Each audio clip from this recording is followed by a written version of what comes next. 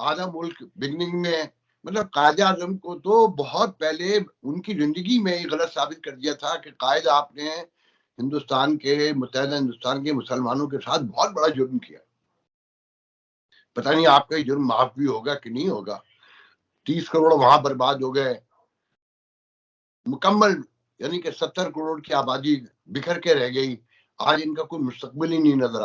वो कश्मीर कहते हैं कि ये हमने फतह करना है, रोटी खाने को नहीं, घर में दाने हैं नहीं, मगर कश्मीर फतह करना है 5 गुना बड़ी कुव्वत से, जिसकी इकॉनमी चौथी पांचवी इकॉनमी हो चुकी है, जो दुनिया की आंख का तारा बना हुआ है, उससे हमने लड़ना है। भारत ज्ञान की सरजमीन है और जिस ज़माने में कि दुनिया में स्कूलें नहीं थीं, उस ज़माने में भारत में यूनिवर्सिटियां थीं, एक दो नहीं दर्जनों यूनिवर्सिटियां थीं।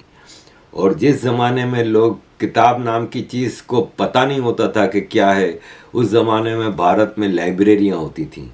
और ऐसी ही टैक्सिला की लाइब्रेरी और नालंदा की लाइब्रेरी को मुसलमान बादशाहों ने आग लगा दी थी। मैंने वो बिल्कुल पढ़ा है आर्टिकल कि how a biggest opportunity of the century was missed, कि मोदी साहब ने आना था, उन्होंने वो बलूचिस्तान के लसबेला के अंदर वहां मंदिर पे जाना था, उन्होंने वहां पे 10 दिन रहना था, फिर आके उन्होंने जो पाकिस्तान के साथ रिलेशनशिप और ट्रेड शुरू करना था। ये इस वक्त जरूरत है, इस वक्त।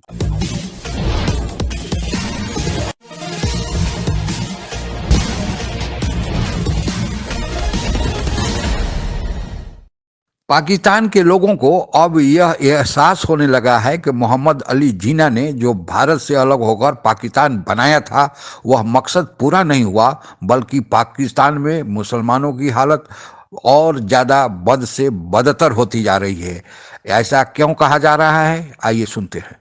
आधा मुल्क बिगनिंग में, मतलब कायद आजम को तो बहुत पहले उनकी जिंदगी में ये गलत साबित कर दिया था कि कायद आपने हिंदुस्तान के, मुत्तहदा हिंदुस्तान के मुसलमानों के साथ बहुत बड़ा जुर्म किया। पता नहीं आपका ये जुर्म माफ भी होगा कि नहीं होगा। 30 करोड़ वहां बर्बाद हो गए, मुकम्मल यानी कि 70 करोड़ की आबादी बिखर के रह गई। आज इनका कोई मुस्तकबिल ही नहीं नजर आता। तो बहुत तकलीफ दे सूरत हाल है। और ये कहना कि जी चीजें दुरुस्त हो जाएंगी, आप नोट करें कि रोज एक चीज खराब होती है। कोई एक उम्मीद कहीं आपको न। वो कश्मीर कहते हैं कि ये हमने फतह करना है, रोटी खाने को नहीं, घर में दाने हैं नहीं, मगर कश्मीर फतह करना है 5 गुना बड़ी कुव्वत से, जिसकी इकॉनमी चौथी पांचवी इकॉनमी हो चुकी है, जो दुनिया की आंख का तारा बना हुआ है, उससे हमने लड़ना है। आप वो उसके टमाटर वाई दुबई खरीद रहे हैं, क्योंकि जो लोग इस नजरिए के हामी है ना कि जी हमने तो कश्मीर लेना है, उनके घर में ना टमाटर की कमी है, ना गंदम की कमी है, ना उनके यहाँ बिजली रुकती है, उन्हें सब हासिल है। तो कीमत आपसे वसूल करते हैं। तो दुनिया बेवकूफ नहीं है, उन्हें पता है, नजर आ रहा है कि वो फिर जमा हो रहे हैं। और वो जाते हुए भी उन्हें पता था कि ये अनफिनिश एजेंडा है। तो मगर वो तय करके कहते हैं कि हुजूर बड़ी मुश्किल क्या पेश आई। उनका के गुलामों को ये यकीन दिलाना कि तुम कभी आजाद भी हो सकते हो, सबसे मुश्किल तरीन काम होता है। इस सिचुएशन का शिकार है हम कि हमें यकीन ही नहीं है, इसलिए हम बाहर निकलने को तैयार ही नहीं है।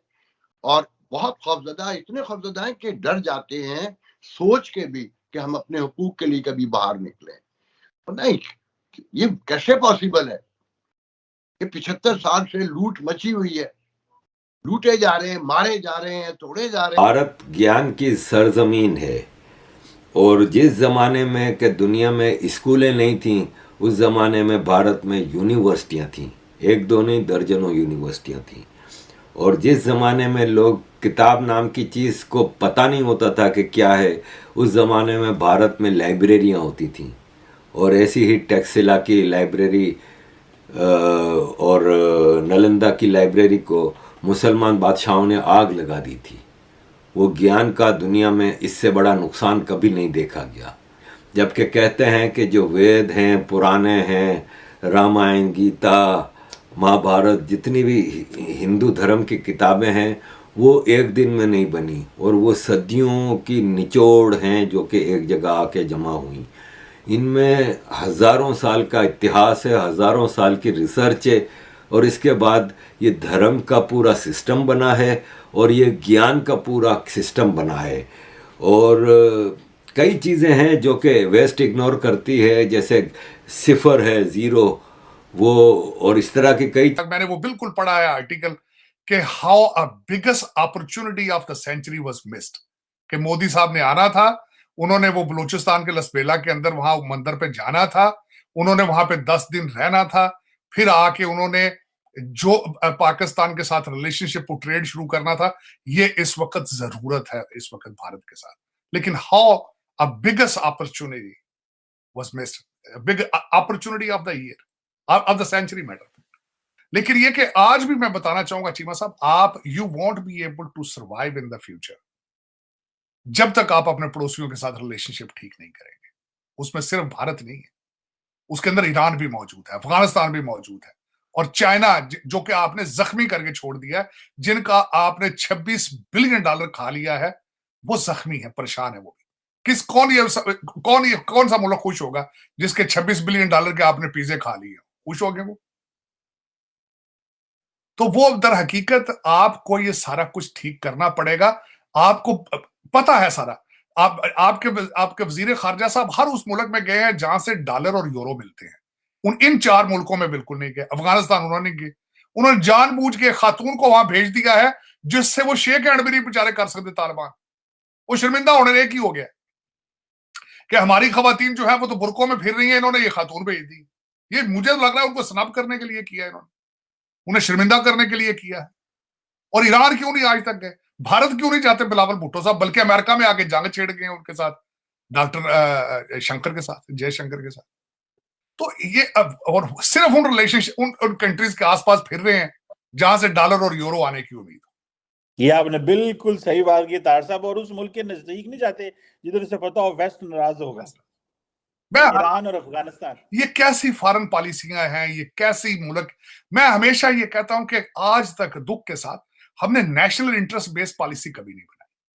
हम अपनी पार्टी बेस्ड पॉलिसी या पर्सनल एजेंडा बेस्ड पॉलिसी। देर से ही सही, लेकिन अगर पाकिस्तानियों को यह एहसास होने लगा है कि मोहम्मद अली जिन्ना के नेतृत्व में जो भारत से अलग होकर मुसलमानों के लिए एक अलग देश पाकिस्तान की मांग की गई थी वह गलत थी, और उससे हालात और खराब हो गए, मुसलमानों की हालत और बिगड़ गई है। दरअसल जो उस समय तर्क दिया गया था कि 2 कौमी नज़रिए के आधार पर पाकिस्तान का बंटवारा हो, यानी हिंदू और मुसलमान 2 अलग अलग कौमें हैं और साथ नहीं रह सकती, तो फिर जितने मुसलमान पाकिस्तान में थे उतने ही मुसलमान भारत में क्यों रह गए? वहाँ के जो तत्कालीन नेता थे जो पाकिस्तान बनाने वाले, उन लोगों को ऐसी व्यवस्था करनी चाहिए थी कि जो भारत में मुसलमान रह गए वे भी उनके साथ जाते, या इनके लिए कोई सुरक्षा का विशेष प्रबंध होता। लेकिन हिंदू मुसलमान इतने एक दूसरे से घुले मिले हैं, गांव-गांव में बसे हुए हैं, और कोई ऐसी समस्या ही नहीं थी कि हिंदू और मुसलमान साथ नहीं रह सकते थे। लेकिन अपने लिए अलग देश बनाने का मकसद ही था कि कुछ तथाकथित पूंजीवादी जमींदार लोग एक अपने लिए देश बनाए और वहाँ पर वे शासन करते रहें। और आज यही हाल पाकिस्तान में देखने को मिला है कि सत्ता इन 75 सालों में उन चंद घरानों के हाथ में ही सिमट गई है, और लूट माट खसोट जारी है, और हालात इतने बद से बदतर हो गए हैं कि अब कोई कर्ज देने के लिए भी तैयार नहीं, क्योंकि कोई भी देश कर्ज देता है तो फिर उसे वापस भी चाहिए, और पाकिस्तान में तो वापस मिलना तो दूर, कर्ज का ही पता नहीं चलता कि आखिर जो कर्ज गया वह कहाँ गायब हो गया। पाकिस्तान में ऊपर से बाढ़ की विभीषिका आ गई। अब पाकिस्तान दर दर भटक रहा है, यहाँ तक कि यूनाइटेड नेशन ने पाकिस्तान पर दया करके एक डोनर कॉन्फ्रेंस जनेवा में अभी हाल में ही बुलाया था ताकि पाकिस्तान को मदद दी जा सके। और यह विश्व इतिहास की एक अनूठी घटना है कि एक देश के लिए भीख मांगने के लिए, चंदा बटोरने के लिए ऐसी कॉन्फ्रेंस बुलाई जाए। लेकिन किसी देश ने, यहाँ तक कि मुस्लिम देश चीन ने भी कोई ज़्यादा उत्साह नहीं जताया, और जो भीख मांगने का जो कवायद था वह भी फेल हो गया। अब जो भारत के बारे में पाकिस्तानी मीडिया कह रहा है कि भारत जो आज विश्व की 5वीं बड़ी अर्थव्यवस्था बन गया है और विश्व बैंक और जो ADB IMF जैसी संस्थाएं कह रही है कि भारत उत्तरोत्तर प्रगति की ओर जाएगा, यह सदी भारत की होने जा रही है, उससे पाकिस्तानियों को लगता है कि पाकिस्तान में जो अनाज के लिए, छोटी मोटी आवश्यकताओं के लिए, दैनिक जरूरतों के लिए जो वहाँ की जनता मारे मारे फिर रही है, भारत के साथ रहते तो ऐसा नहीं होता। देर से ही सही, सोच के स्तर पर ही सही, अगर यह सोच पनपा है तो हो सकता है कि यही आगे चलकर भारत पाकिस्तान के रिश्तों में प्रगाढ़ता की ओर बढ़े। आज के लिए बस इतना ही। जय हिंद। आप अगर हमसे जुड़ा रहना चाहते हैं तो कृपया मेरे चैनल को सब्सक्राइब करें तथा बेल आइकन भी दबा दें ताकि नई वीडियो की जानकारी तुरंत आप तक पहुंच जाए। धन्यवाद। जय हिंद।